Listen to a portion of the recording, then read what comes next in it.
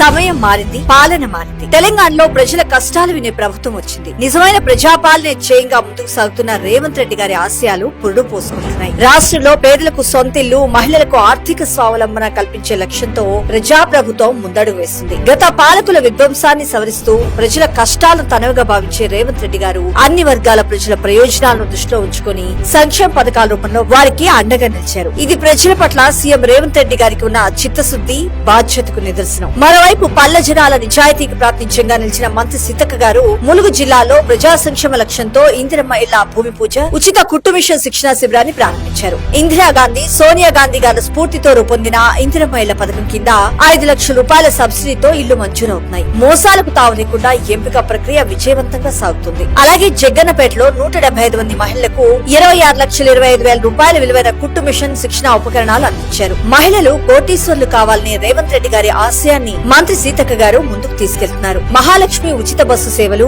మహిళా సంఘాలకు ఆదాయ వనరులు, స్వయం ఉపాధికి సహకారం ఇవన్నీ కలగలిసి మహిళల సాధికారతకు ఒక గొప్ప బంగారు బాట వేస్తున్నాయి. ఆడపడుచులు స్వయంగా ఆర్థికంగా నిలబడే దిశగా రేవంత్ రెడ్డి గారు, సీతక్క గారి ద్వయం ముందుకు దూసుకెళ్తుంది.